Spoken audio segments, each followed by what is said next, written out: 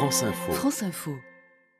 Depuis le début de cette Coupe du Monde, les amateurs de foot sont aux anges. Les matchs sont très disputés avec beaucoup de buts marqués. Il y a des coups de théâtre dans les toutes dernières minutes des rencontres. Des équipes favorites ont été éliminées, ce qui relance le suspense. Bref, c'est une Coupe du Monde très réussie pour l'instant. Et le match de ce soir devrait séduire bien au-delà des supporters. Cette affiche, c'est évidemment France-Allemagne en quart de finale de la Coupe du Monde. Alors d'abord, au fil des victoires, évidemment, les supporters de l'équipe de France sont de plus en plus nombreux. Ça, c'est classique. Et puis, cette confrontation France-Allemagne est entrée dans la légende depuis les mondiaux de 82 et 86 et l'élimination de la France à chaque fois en demi-finale, avec en plus en 82 la tragédie Battiston, le choc avec le goal allemand, l'évacuation sur une civière, bref, vous connaissez la suite. Donc ce soir, Allemands et Français vont suivre la rencontre avec attention et notamment dans le village landais de Vielle-Saint-Giron où vous vous trouvez, Jérôme Jadot. Jérôme, de nombreux touristes allemands sont déjà là.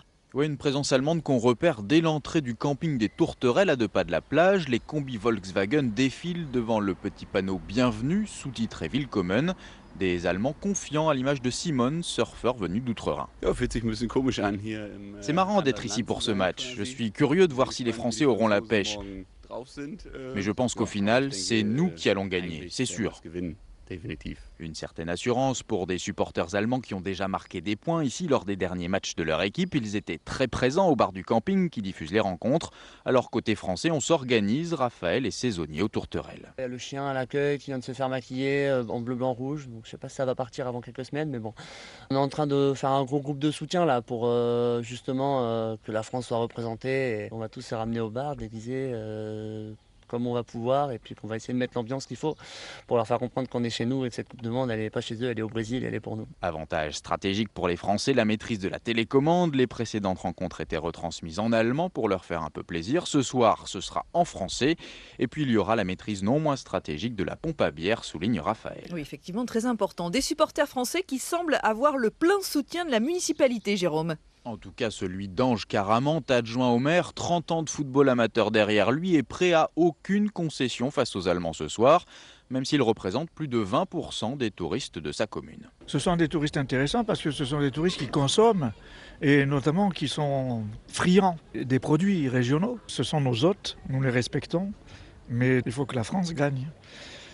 Ça permettra de rétablir l'équilibre par rapport à ce qui s'est passé il y a quelques années. Et ce à quoi fait référence Ange Caramante, c'est évidemment cette demi-finale du Mondial 82, perdue au tir au but par les Français face aux Allemands. Christian, qui a planté un drapeau bleu-blanc-rouge sur son mobil-home, s'en souvient comme si c'était hier. On avait des casseroles, on tapait sur des casseroles et quand l'équipe de France menait 3-1, c'était bon, on avait gagné. Et puis il y a eu cette agression sur Battiston.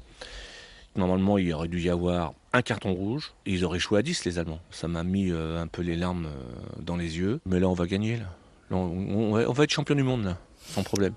Sans problème, ça c'est pas sûr. Des cocoricots français et des torses bombés allemands, c'est comme ça dans toute la commune, Jérôme ?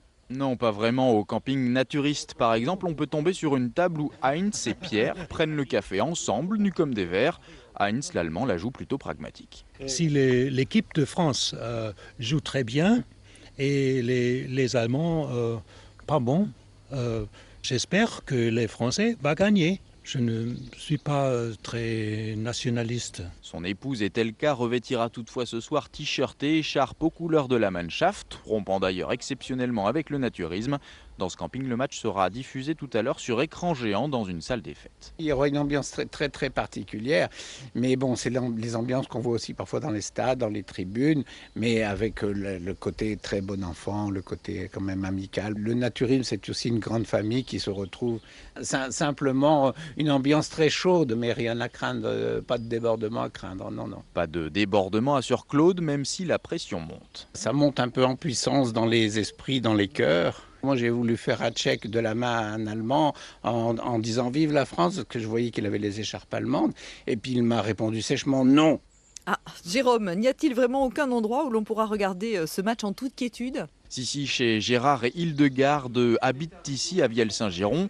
Leur couple franco-allemand perdure depuis 45 ans et voilà comment ils vont procéder ce soir. Ça sera très simple. Sur la table, il y aura une bouteille de vin français et il y aura une chope de bière allemande. Alors, chaque fois qu'il y aura un but, et j'espère qu'il y en aura, si c'est un but allemand, Je boirai un coup de bière allemande. Si c'est un but français, je boirai un petit coup de vin français, voilà. Voilà donc peut-être la solution pour dépassionner la rencontre qu'une bonne partie de Vielle-Saint-Giron attend avec de plus en plus d'impatience.